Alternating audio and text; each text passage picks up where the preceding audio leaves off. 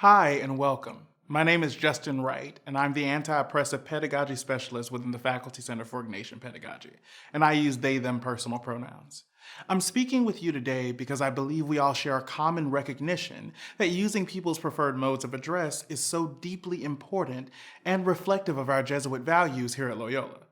I know we all want to get this right, to make sure that we're doing all we can to affirm the humanity of our students, our colleagues, and all those around us. So let's get started. First, I want you to note that I said preferred modes of address. So what do I mean by that?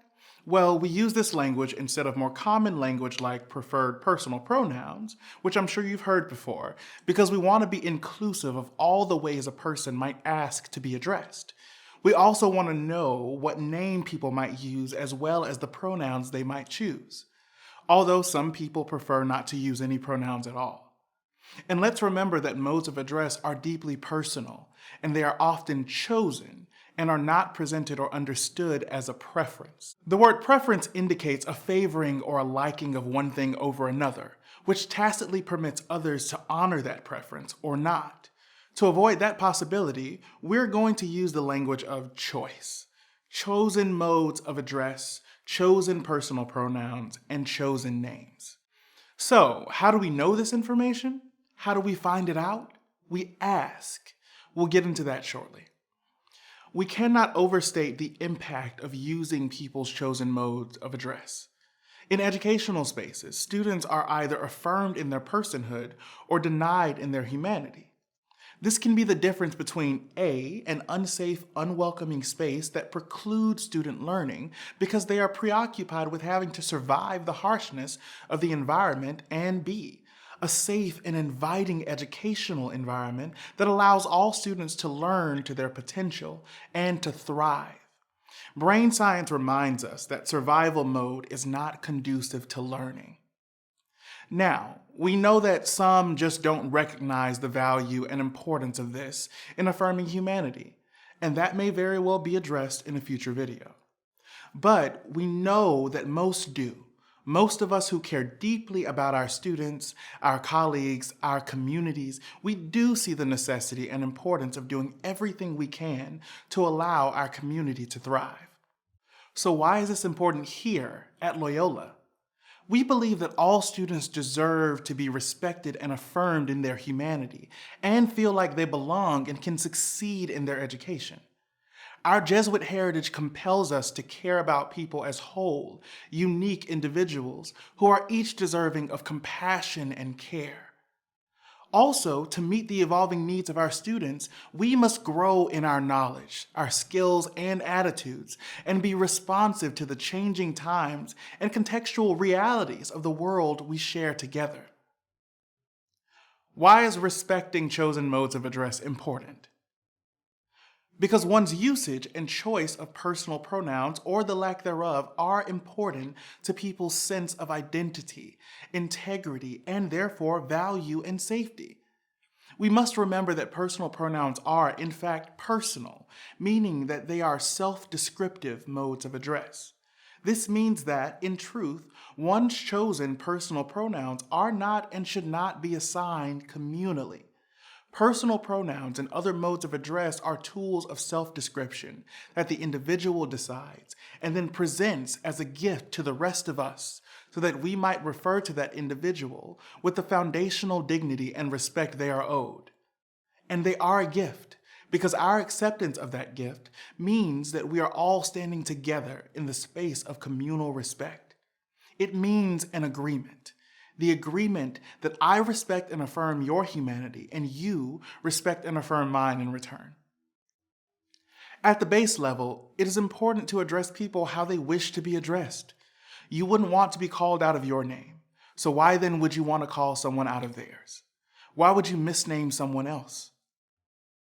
So, let's get into these modes of address. You have names and you have personal pronouns. Names can look like any way a student wants to be properly addressed. It may mean that the name you see on your roster might not be the name they wish for you to use. There can be many reasons they want to be referred by a different name.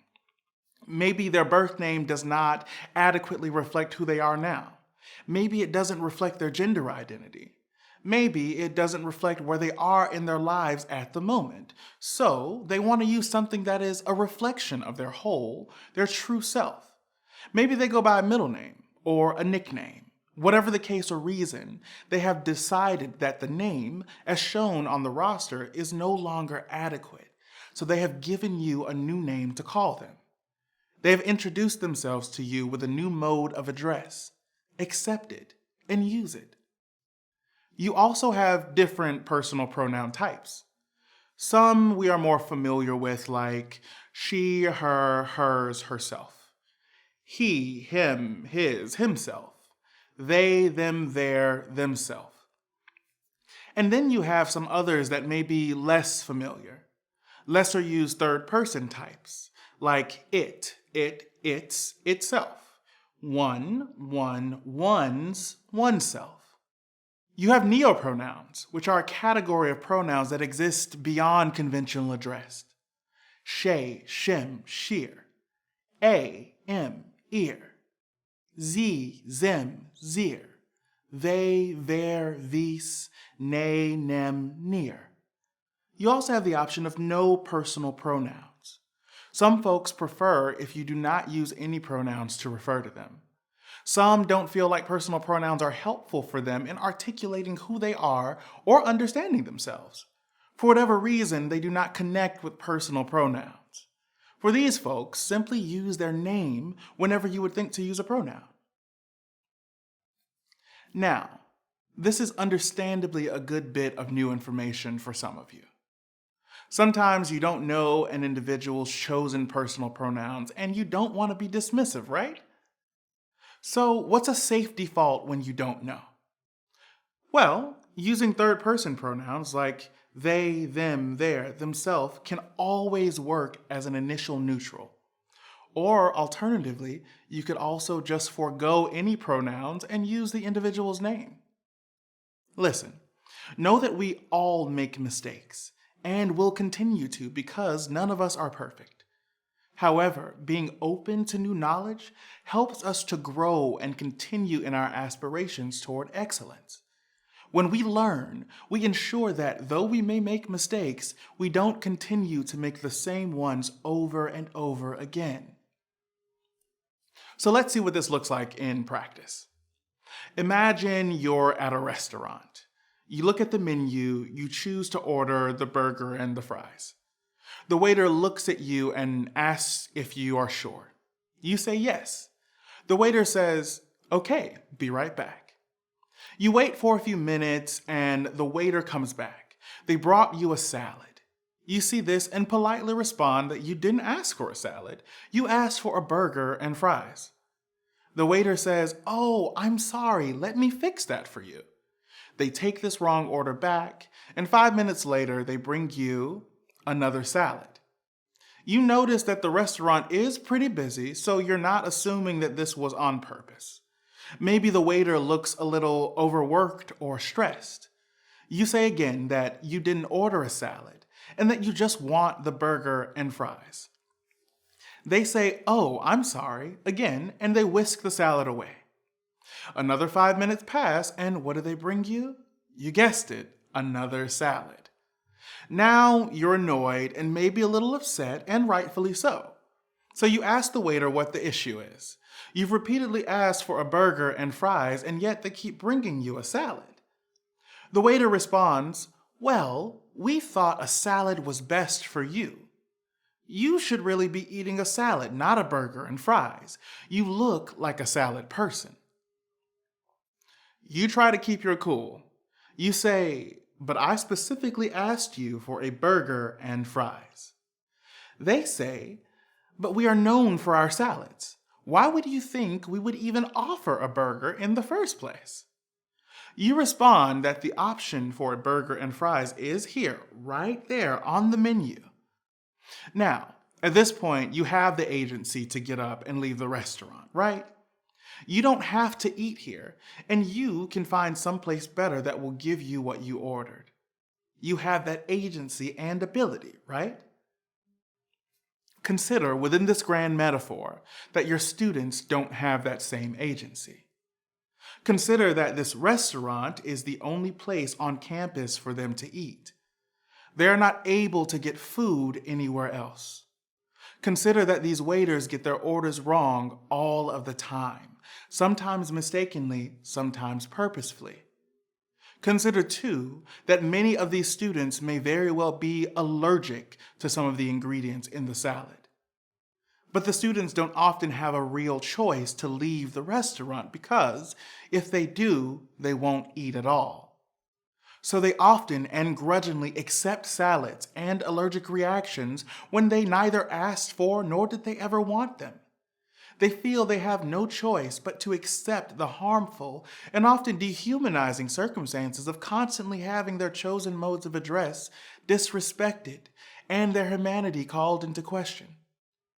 Continuing the metaphor, if you are the waiter and you get it wrong, you just apologize and fix it. No need to perseverate or make a scene or even explain how or why the mistake was made. You just fix it. Now, moving the metaphor firmly into our reality, your classroom, your instructional space is the restaurant. The students must go there. You are the waiter responsible for taking your students' orders so that they may have nourishment. Maybe you noticed that a student ordered a salad a few weeks ago. Maybe that student used he, him pronouns. But today they came in for a burger and fries. Maybe they started using they, them, their. That's different for you. You didn't necessarily expect it, but maybe they developed an allergic reaction, or maybe they just wanted something different when they came into your restaurant, your classroom today. The question is, are you going to continually give them a salad when they've made the very simple ask for a burger and fries? A menu item that is well within your power to serve. Think on that. As we finish up our time together, I want to provide you with a non-exhaustive list of do's and don'ts when it comes to chosen modes of address. Do. Share your own preferred modes of address, including salutation, name, and personal pronouns, if any, if you want to and feel comfortable. Do invite students to share their chosen modes of address with you or their peers if they want to and feel comfortable. You can do this via a brief introductory form or survey. Don't. Force everyone in your classroom, program, or lab to share their personal pronouns. Do. Use the chosen modes of address that students indicate. Do change the mode of address used if students ask for that change. Do include a statement in your syllabus about the use of students' chosen modes of address.